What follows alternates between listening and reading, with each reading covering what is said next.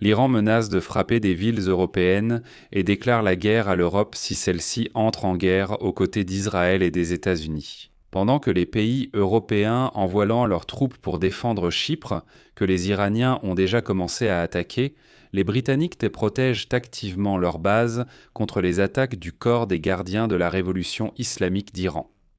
Et je tiens à souligner qu'à peine 72 heures après le début des bombardements de l'Iran par les États-Unis et Israël, la guerre a déjà englouti presque tout le Moyen-Orient et atteint les frontières de l'Europe.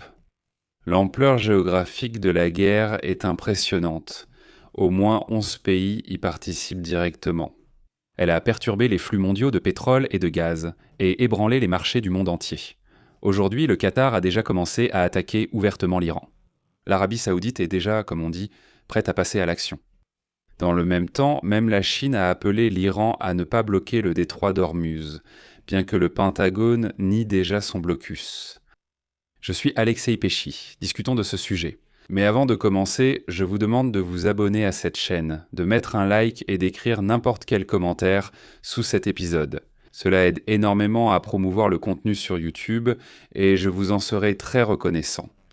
De plus, abonnez-vous à ma chaîne Telegram Pesci News. Le lien se trouve dans la description de cette vidéo. Nous y publions des actualités en temps réel dès qu'elles arrivent. Alors aujourd'hui, le ministère iranien des Affaires étrangères a mis en garde les pays européens contre le fait de rejoindre les campagnes des États-Unis et d'Israël contre l'Iran. Le ministère iranien des Affaires étrangères a affirmé qu'il verrait cela comme un acte de guerre. Voici la citation. Tout acte de ce genre contre l'Iran sera considéré comme une complicité d'agression. Cela sera considéré comme un acte de guerre contre l'Iran. Je rappelle aussi qu'hier, l'Allemagne, la France et le Royaume-Uni ont déclaré qu'ils pourraient prendre, je cite, « une mesure défensive proportionnée pour détruire la capacité de l'Iran à lancer des missiles et des drones depuis leur source ».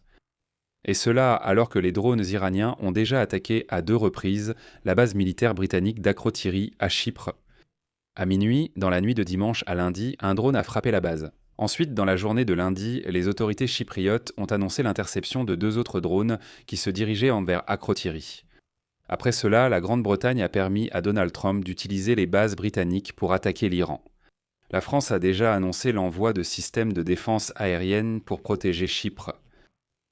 Je rappelle ici qu'auparavant, le vice-président américain J.D. Vance avait assuré que l'opération Fureur épique ne dégénérerait pas et que les États-Unis ne prévoient pas de s'impliquer dans des problèmes comme ceux de l'Irak ou de l'Afghanistan.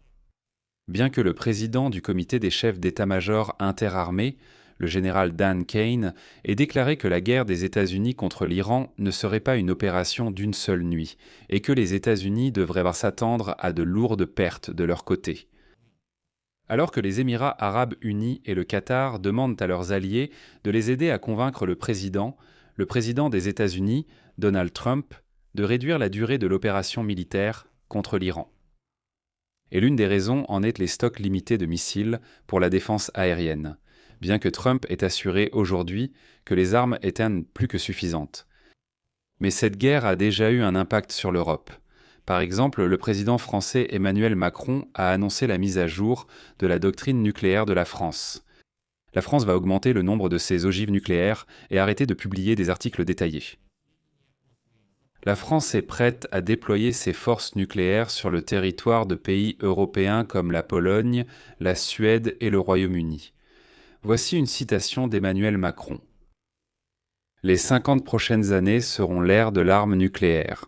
Nous devons renforcer notre potentiel de dissuasion nucléaire face aux nombreuses menaces et élaborer soigneusement une stratégie de dissuasion sur le continent européen, tout en respectant strictement notre souveraineté. La modernisation de notre arsenal est d'une importance cruciale. C'est pourquoi j'ai ordonné d'augmenter le nombre d'ogives nucléaires dans notre arsenal. » Emmanuel Macron a déclaré que 8 pays européens ont rejoint le dispositif avancé de dissuasion nucléaire proposé par la France. Il s'agit de la Belgique, du Royaume-Uni, de l'Allemagne, de la Grèce, du Danemark, des Pays-Bas, de la Pologne et de la Suède. Ils auront la possibilité d'accueillir sur leur territoire les forces aériennes stratégiques françaises qui pourront ainsi se déployer sur l'ensemble du continent européen afin de compliquer les calculs des adversaires. Autrement dit, La Russie et la Chine ne sauront désormais plus où exactement en Europe et en quelle quantité l'armement nucléaire français est déployé. Il est bien sûr important de souligner le fait remarquable que, seulement 72 heures après le début des bombardements de l'Iran par les États-Unis et Israël, la guerre s'est déjà étendue à presque tout le Moyen-Orient et a même atteint les frontières de l'Europe. L'ampleur géographique de la guerre est impressionnante. Au moins 11 pays y participent directement. Elle a bouleversé les flux mondiaux de pétrole et de gaz et les marchés mondiaux. L'Iran avait déjà averti avant la guerre que toute attaque sur son territoire entraînerait des représailles non seulement contre Israël, mais aussi contre les bases américaines dans tout le golfe Persique. Dans les premières heures de la guerre, l'Iran a lancé des vagues de missiles balistiques et de drones contre Israël, les Émirats arabes unis, Bahreïn, le Koweït et le Qatar. L'Iran a également frappé la région kurde d'Irak, qu'il considère comme étroitement liée aux États-Unis et à Israël. Les milices pro-iraniennes ont attaqué les bases américaines en Irak, et leurs partisans ont tenté de prendre d'assaut le complexe de l'ambassade américaine à Bagdad. Mais, le deuxième jour de la guerre, l'Iran a étendu la zone de ses frappes arabistes à l'Arabie saoudite et à Oman. C'était vraiment surprenant car c'est un pays qui a joué un rôle important dans la médiation des négociations nucléaires entre Téhéran et l'administration Trump. Mais il semble déjà que l'Iran se fiche complètement de savoir qui attaquer. Lundi, des débris de 2 drones iraniens ont touché une raffinerie de la société Saudi Aramco en Arabie saoudite. C'est la première attaque de ce genre depuis 2019.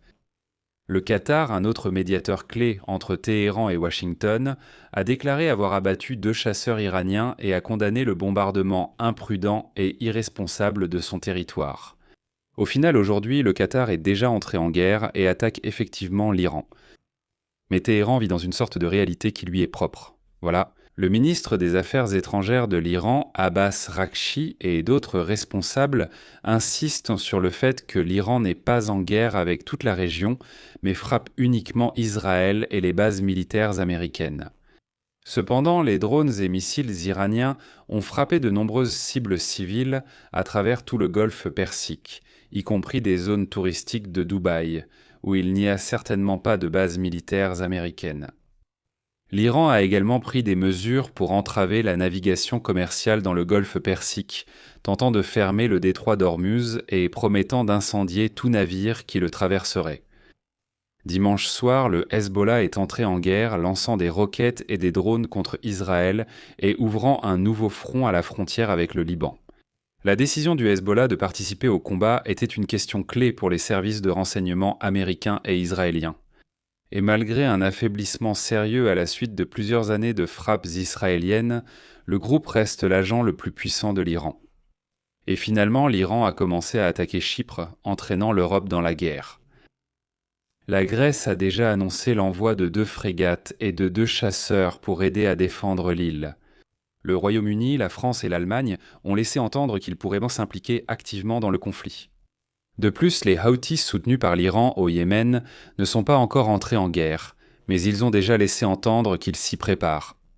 Au même moment, le FBI et le département de la sécurité intérieure des États-Unis ont placé les unités de lutte contre le terrorisme à l'intérieur du pays en état d'alerte renforcée. Donc il semble que cette guerre va durer longtemps pour nous. Je vais m'arrêter ici. Donnez votre avis et vos conclusions dans les commentaires sous cette vidéo. Abonnez-vous à la chaîne, activez la cloche et n'oubliez pas de mettre un like.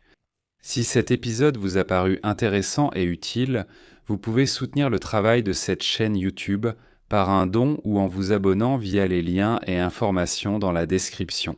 C'est tout pour aujourd'hui. Prenez soin de vous. Salut à tous.